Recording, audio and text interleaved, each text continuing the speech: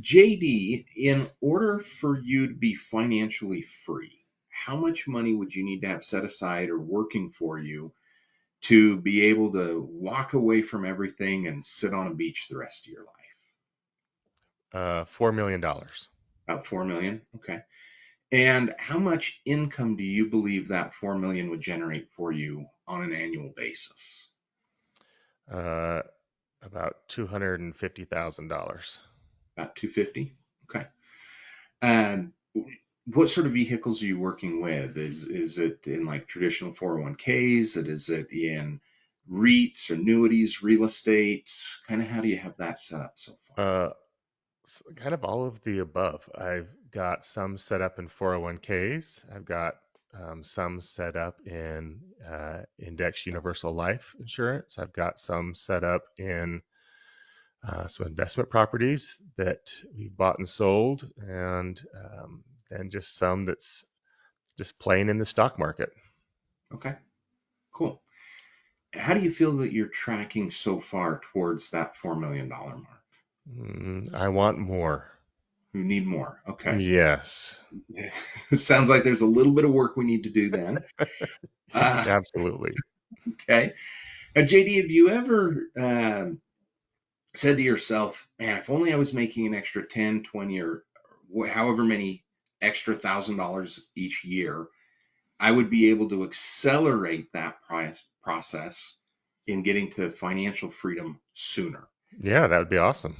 Yeah. Okay. And then have you ever, a couple of years after you've said that, you look back and you realize, wait a minute, I'm making that extra income, but I'm still kind of spinning my wheels where I was a couple of years ago, thinking you still need that extra 10, $20,000 to really accelerate things. Mm-hmm.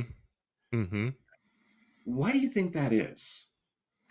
I probably need to do a better job at budgeting and socking it away. Okay. So kind of a cash flow structure. Mm-hmm. All right. It's kind of interesting that you throw that out there straight out of the gate.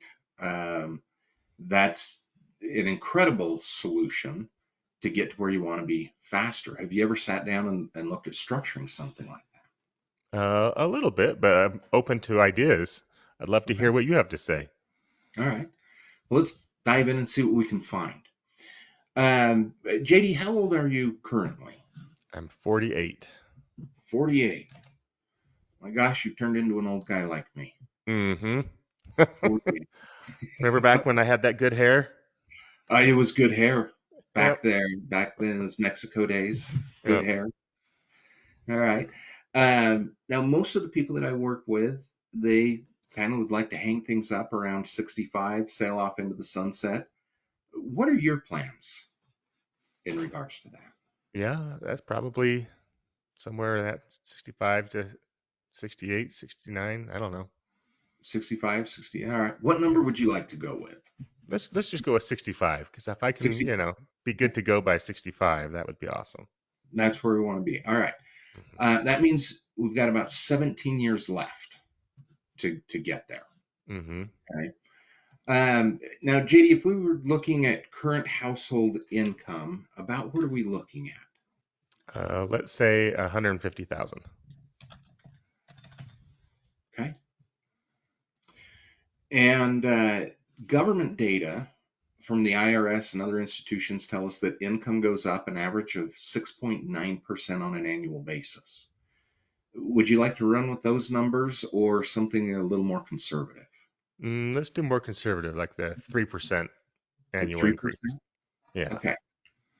All right, at 3% annually, that means next year you'd see 154, then 159, 160, almost 164. So it just kind of compounds Hmm. each year. And over the next 17 years, that means there would be $3.2 million passed through your hands. Hmm. Did you realize it would be that much money? Uh, I hoped it would be more, Hope it would be more. Okay. but alas, All it right. wasn't. So the number is a little surprising to you, but on the other end, you were hoping it would be a little bit bigger than that. Yeah. Okay. And unfortunately, we're not able to save and invest all 3.2. of those $1 million. We wind up consuming them with important things like sleeping inside, eating food, wearing clothes, Mm-hmm. Children. kids. Yeah, All these children. right. Kids are incredibly expensive. Mm-hmm. And as a result, most of those dollars come into our world and turn around and head back out. And Americans are incredibly good at spending every dollar they see. And the data shows us that we do a terrible job of savings and investing. We only save, well, actually, the IRS data tells us we save just under 4% of our income each year. Mm. Where do you think you fall on that? Do you think you're about average, a little above, a little below? Probably a little above, probably about 6 or 7%.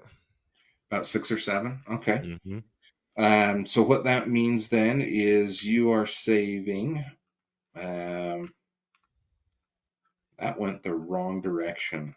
I love it when I'm doing numbers and things don't go the direction they're supposed to. All right. That means you'll save about 11,000 this year. Consumption would be 139,500 if you were able to capture that full 7%. Okay. Which means, um,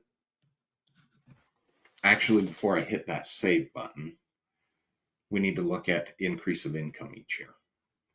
And a lot of times that income increases at the same rate as our income does. So if we look at income going up by 3% on an annual basis, in the following year you'll spend 143 and then up to 148. It just kind of climbs, and at the end of 17 years, you'll have captured another $228,000. Is that going to be enough to get you to that freedom that you're after? No. All right. Sounds like we need to go put it to work. Mm-hmm. So, JD, over the next 17 years, what sort of rate of return do you think you could accomplish year over year for the next 17 years? Let's just say like the standard. I don't know. The S&P. The S&P is. If I just threw it into the S&P, what is it? 10% a year, 7% a year? I can't remember. Um, Average is about right around 10. When we look at net that you actually see after ups and downs and fees and everything, you're closer to 7.5, 8%. All right, let's put in 7.5. 7.5. All right. Yeah. I was going to be a little more generous even. I was going to go 8, but we'll do 7.5. So we're up to 443. Added to what you've currently set aside, is that going to be enough? Uh, nope. I Okay. could use some more. We'll use some more. Okay. Now, there's two ways we can affect the end value of this account. One, we chase higher rates of return. But typically, when we chase a higher rate of return, we're going to introduce risk into the portfolio.